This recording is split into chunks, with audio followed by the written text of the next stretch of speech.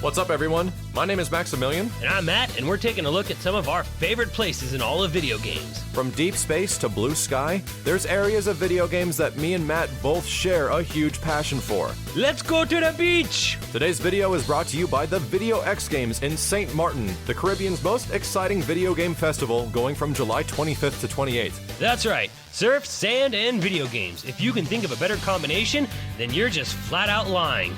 So let's get this thing started. The top 10 beaches in video games. Number 10, Amaterasu from Okami. Nothing says hot bitch like a sun goddess in canine form. Matt.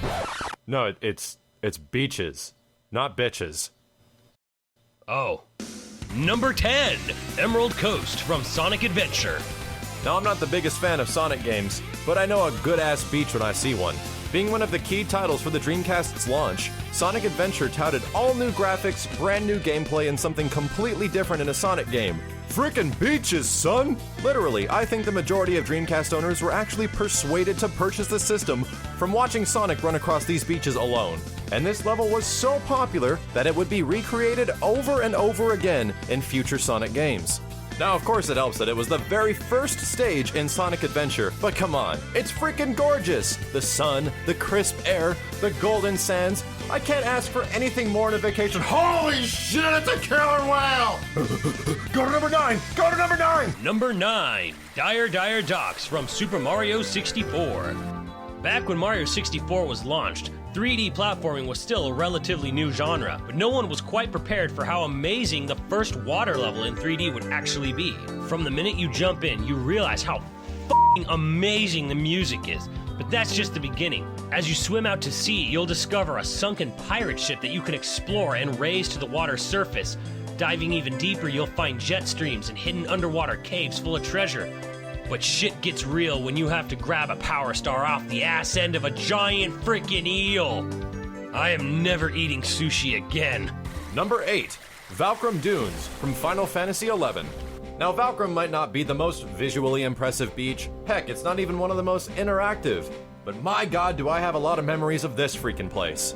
Back when FF11 was a brand new MMO, everybody was forced to congregate at Valkyrum, leveling up, searching for quest items. It seemed like everyone was here from across the entire planet of the game. It was really fun. And then he showed up, the one that would take lives of many who entered his territory. The blood-stained sands wrought by his power. All will tremble and praise the mighty Valkyrum Emperor! Oh, he's just a big bug. A giant bug, Max? This is what you wasted hours of your life hunting? Ugh. Number 7, Outrun Bay. Myself and Matt are huge fans of Sega Classic Racing. AM2, Sega Rosso, you guys can do almost no wrong by us with all of your amazing classic 90s arcade games. And Outrun 2 follows suit to that. Recreating the fantastic pixel shores of the original Outrun, Outrun 2 showcased a gorgeous version of the new level as you power slide around a corner at 130 miles an hour. Damn, woman, you're crazy! And as a wonderful side note, check out Outrun Bay in the latest racing game, Sonic All-Stars Racing Transformed. What in God's name is going on with this buoy? Number 6, Taranbo Shores from The Legend of Zelda: Link's Awakening. Up to this point, Legend of Zelda games were pretty straightforward. Some evil pig tries to take over the world, a damsel in distress begs you to save Hyrule, but all of that changed with The Legend of Zelda: Link's Awakening, a Game Boy cartridge from 1993. The game starts with you getting shipwrecked on a beach and then having some hot babe come and save your life. While talking to her, you get a rare opportunity to see a cutscene in a Zelda game, where Marin explains her hopes and dreams to one day fly to other lands and sing to everyone around the world. However, her hopes and dreams are crushed forever when you decide to awaken the Windfish and cause her and her family to vanish forever. Way to go, Link. Dude, spoilers! Oh, shut up. The game is 20 years old, for God's sake. Number 5, Sunset Shores from Donkey Kong Country Returns. Nothing says the beach like a big, hairy gorilla. Donkey Kong Country Returns is one of the greatest side-scrolling platformers of all time, and if you disagree with me, you're once again lying to yourself. While the Donkey Kong Country games always took place on an island, Donkey Kong Country Returns really brought that to full front with Sunset Shores. a completely new take on the beach level. Besides just looking totally amazing, the silhouette style holds all kinds of new secrets, such as lining up rocks in the bay to create a giant banana, or placing the setting sun right in the middle of ruins to open up a secret passage. This level shows you exactly why the 2D side-scrolling genre is nowhere near dead. Bananas! Bananas everywhere! Number 4. Sunset at Lemony from Super Street Fighter 2. The Street Fighter series is known for having some of the most amazing pixel backgrounds in all of video games. There's a ton of locations within these fighting games that take place next to a coast, a large body of water, or on a pier or a dock, but not directly on a beach, except for Lemony Bay. Home to the only American-created Street Fighter DJ, Lemony Beach is exactly what you want out of a video game beach, son! Live music, beautiful sunset, palm trees, the ocean, waiters with drinks, hot women? You're making me crazy, man! This is easily one of my favorite stages and music tracks in all of fighting games. And to top it all off, they celebrate my victory at 6 times the speed. My fingers are on fire! Number 3, Gelato Beach and Noki Bay from Super Mario Sunshine. Woohoo! While it may not be the most popular Mario game, no one can deny that Super Mario Sunshine has some of the best looking beaches in all of video games. When I first entered Noki Bay, it blew my freaking mind. I had never seen such a creative level before, from the giant seashells raising out of the water to the ocean depths below. Of course, for a more traditional looking design, there was always Gelato Beach, which featured pissed off wigglers, coral reefs to explore, and these weird freaking duck things that threw you into the sky.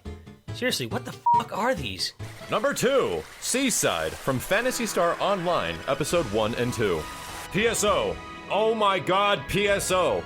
For a lot of people, and myself included, Phantasy Star Online for the Sega Dreamcast was one of the very first online experiences we've ever had with a video game.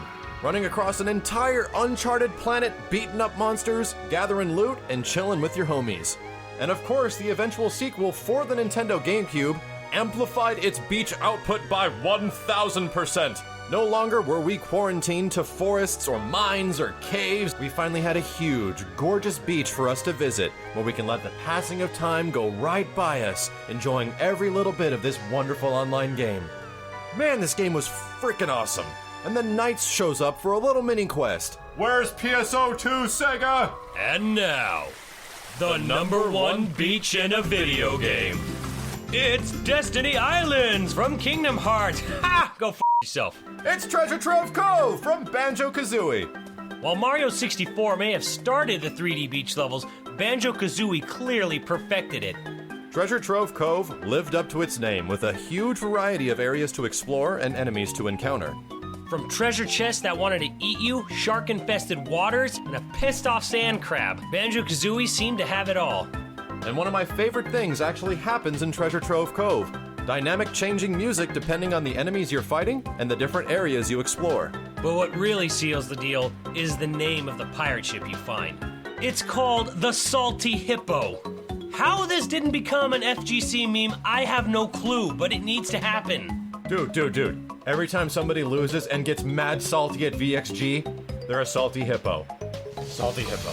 Salty hippo. Salty hippo. Salty hippo. Salty hippo. Salty hippo. See you at the beach, Salty hippo. dudes! Salty hippo. Salty hippo. Salty hippo!